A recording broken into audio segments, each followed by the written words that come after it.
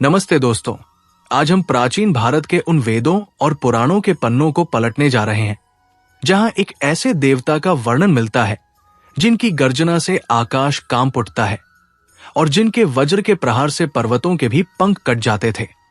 हम बात कर रहे हैं देवराज इंद्र की।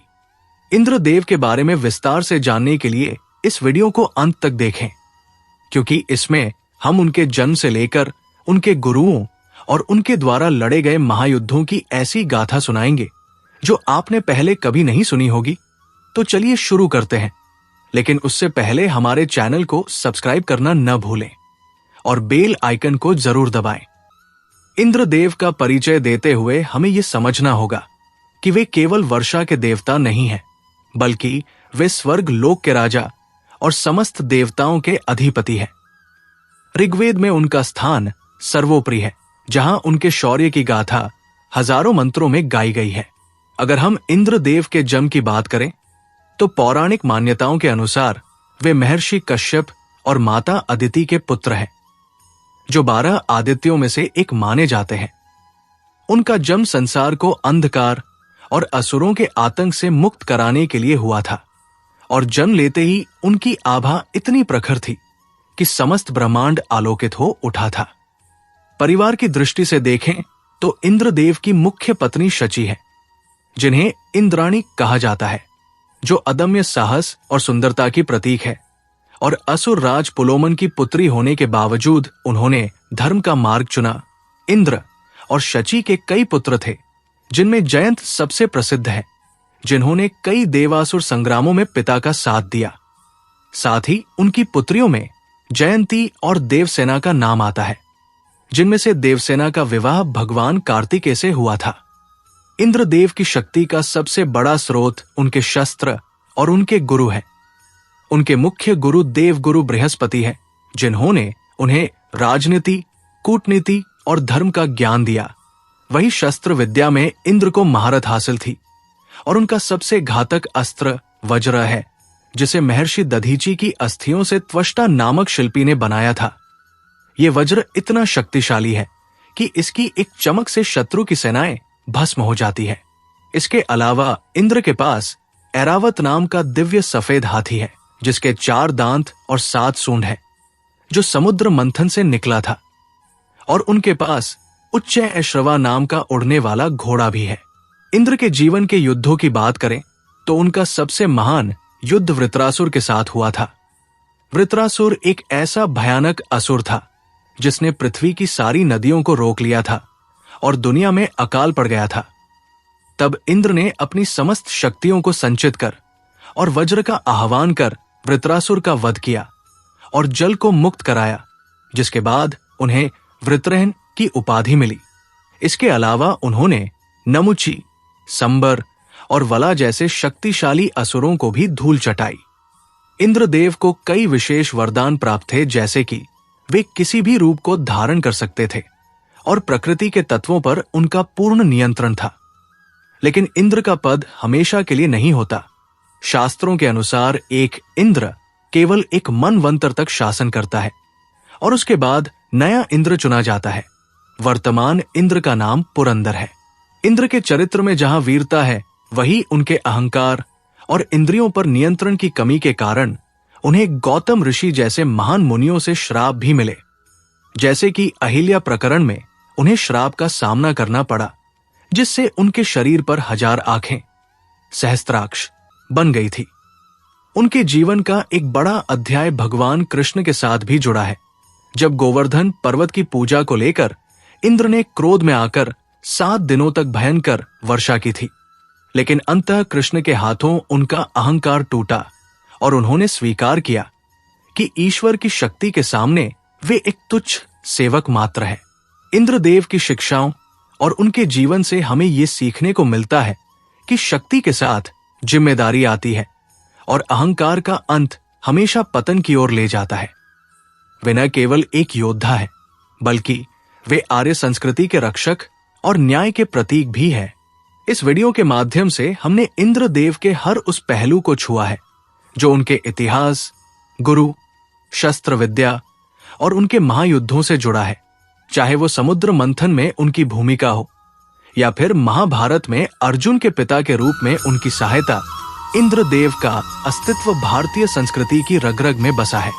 इंद्रदेव के पराक्रम की गाथा केवल वृत्रासुर तक सीमित नहीं है, बल्कि उनका पूरा जीवन ही संघर्ष और विजय की एक लंबी श्रृंखला है, जिसमें उन्होंने न केवल अपनी शक्ति का प्रदर्शन किया, बल्कि समय समय पर अपनी बुद्धि और कूटनीति से भी देवताओं की रक्षा की।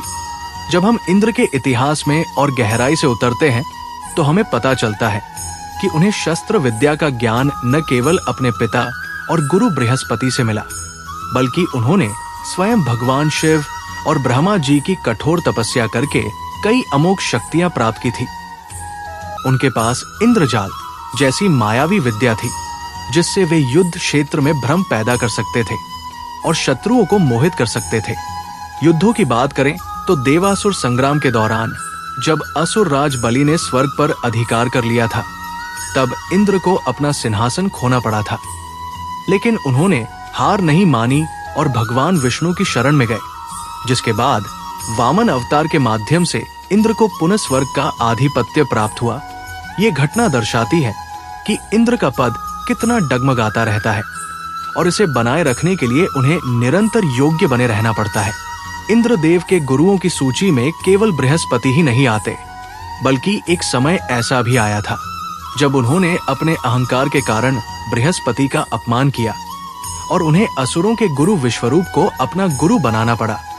लेकिन बाद में विश्वरूप के धोखे के कारण इंद्र को उनका वध करना पड़ा, जिससे उन्हें ब्रह्म हत्या का पाप लगा। इस पाप से मुक्ति पाने के लिए इंद्र ने अपने तेज को पृथ्वी, जल, वृक्ष और स्त्री जाति में बांट दिया था, जो उनके जीवन का एक बहुत ही मार्मिक और दार्शनिक पहलू है। इंद्र की रानियों की बात करें तो शची के अलावा भी कई ग्रंथों में उनकी अन्य सिद्धियों और शक्तियों का वर्णन मिलता है, जो उनकी राजसी शक्ति को बढ़ाती थी। उनके दरबार में रंभा, उर्वशी और मेनका जैसी अप्सराएं नृत्य करती थी, जो केवल मनोरंजन के लिए नहीं बल्कि इंद्र के गुप्तचर तंत्र का हिस्सा थी, जिनका उपयोग वे उन ऋषियों की तपस्या भंग करने के लिए करते थे, जो इंद्र के पद के लिए खतरा बन सकते थे। इंद्र के बेटों में केवल जयंत ही नहीं बल्कि ऋषभ और महान धनुर्धर अर्जुन भी शामिल हैं, जिन्हें इंद्र ने स्वयं स्वर्ग बुलाकर दिव्य अस्त्रों की शिक्षा दी थी और उन्हें पाशुपत अस्त्र जैसे शस्त्रों के उपयोग की बारीकियां समझाई थी।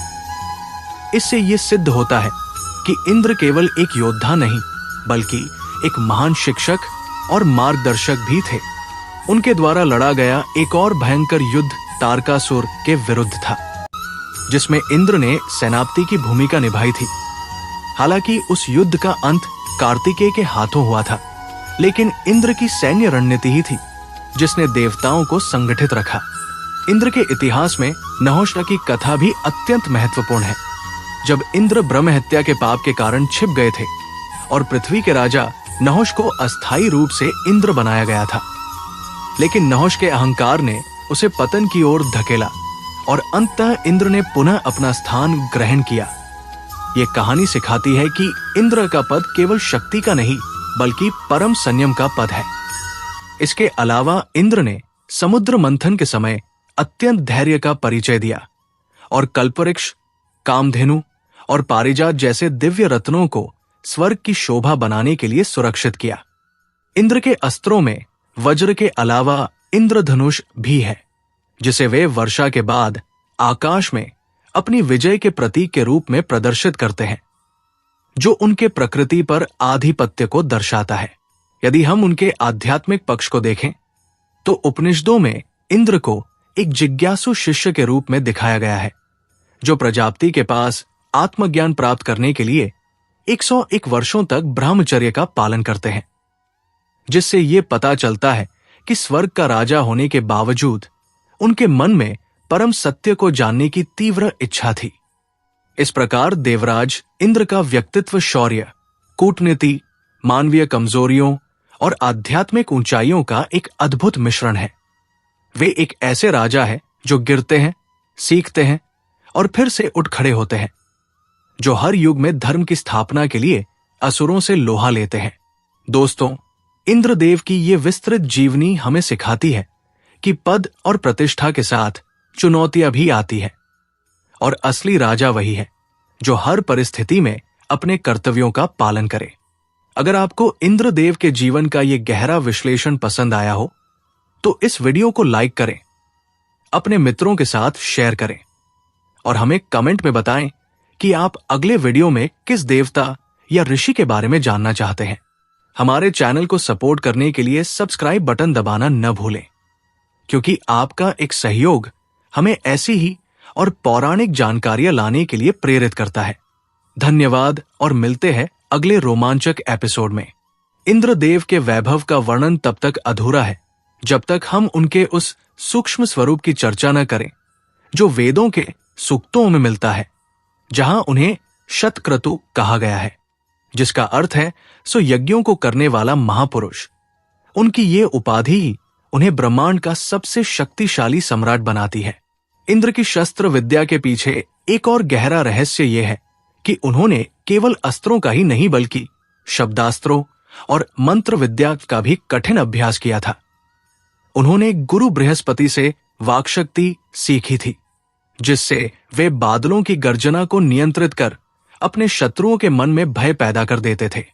जब हम उनके महायुद्धों की बात करते हैं तो शंभर नाम के असुर के साथ उनका युद्ध 100 वर्षों तक चला था, जिसमें इंद्र ने अपनी सूझबूझ से शंभर के 99 किलों को नष्ट कर दिया था। ये युद्ध दर्शाता है कि इंद्र केवल बल का प्रयोग नहीं करते थे, बल्कि वे घेराबंदी और रणनीतिक युद्ध स्ट्रैटेजिक वॉरफेयर के भी जनक थे।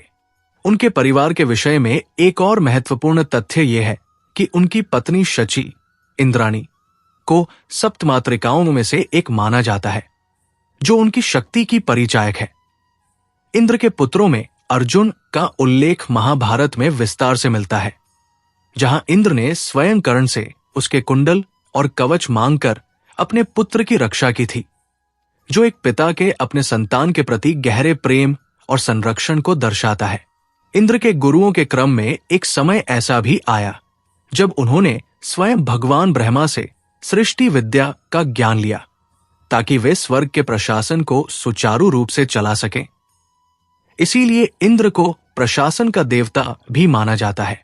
उनके अस्त्र वज्र के बारे में एक दुर्लभ जानकारी यह भी है कि इसके 3 भाग हैं, एक जो दिखाई देता है, दूसरा जो केवल ध्वनि करता है और तीसरा जो अदृश्य रहकर शत्रु की बुद्धि का विनाश करता है। इंद्रदेव के इतिहास में उनके द्वारा स्थापित इंद्रध्वज या इंद्र जात्रा जैसे उत्सवों का भी महत्व है, जो आज भी कई संस्कृतियों में फसल और समृद्धि के प्रतीक के रूप में मनाए जाते हैं। लेकिन इंद्र का व्यक्तित्व केवल विजेता का नहीं है, वे अदिति के पुत्र होने के नाते सौर मंडल के रक्षक भी हैं, जो सूर्य की किरणों को नियंत्रित कर पृथ्वी पर जीवन के लिए आवश्यक ऊर्जा का संतुलन बनाए रखते हैं। उनके जीवन का एक और रोचक पहलू नमुची असुर का वध है, जिसे वरदान प्राप्त था कि वो न सूखे से मरेगा न गीले से। तब इंद्र ने समुद्र के फेन झाग का प्रयोग कर, जो न पूरी तरह सूखा था न पूरी तरह गीला, उसका वध किया। ये उनकी कुशाग्र बुद्धि का सबसे बड़ा प्रमाण है। उनके दरबार की भव्यता का अंदाजा इस बात से लगाया जा सकता है कि वहां गंधर्वों का संगीत और अप्सराओं का नृत्य केवल विलासिता नहीं बल्कि ब्रह्मांडीय ऊर्जा के प्रवाह को संतुलित करने का एक तरीका था। इतिहास गवाह है कि जब जब असुरों ने तपस्या के बल पर स्वर्ग को चुनौती दी, तब तब इंद्र ने अपनी कूटनीति से देवताओं के अस्तित्व को बचाया, भले ही इसके लिए उन्हें कभी कभी कड़े और विवादास्पद निर्णय भी लेने पड़े। इंद्रदेव का सहस्राक्ष स्वरूप हमें यह सिखाता है कि एक राजा को हमेशा जागरूक रहना चाहिए और उसकी नजरें ब्रह्मांड के हर कोने पर होनी चाहिए। आज के आधुनिक समय में भी जब हम इंद्रधनुष को देखते हैं तो वो हमें याद दिलाता है कि संघर्ष के बाद ही शांति और सुंदरता का आगमन होता है। दोस्तों, इंद्रदेव की ये यात्रा हमें ये संदेश देती है कि चाहे आप कितने ही ऊंचे पद पर क्यों न हो, आपको सदैव धर्म और मर्यादा के मार्ग पर चलने का प्रयास करना चाहिए, क्योंकि समय का चक्र मनवंतर निरंतर बदलता रहता है और केवल आपके कर्म ही आपकी असली पहचान बनते हैं। इस महावीडियो के माध्यम से हमने इंद्रदेव के हर उस रहस्यमयी कोण को उजागर किया है जो उन्हें एक साधारण देवता से उठाकर देवों का देव बनाता है। अगर आपको ये गहन शोध और जानकारी पसंद आई है तो हमारे चैनल को अपना प्यार जरूर दें। इस वीडियो को अधिक से अधिक लोगों तक साझा करें ताकि हमारी प्राचीन संस्कृति की ये गौरव गाथा हर घर तक पहुंच सके। सब्सक्राइब करना न भूलें ताकि अगले भाग में हम किसी और महान देवता के रहस्यों से पर्दा उठा सकें। तब तक के लिए जुड़े रहें हमारे साथ। जय हिंद, जय भारत।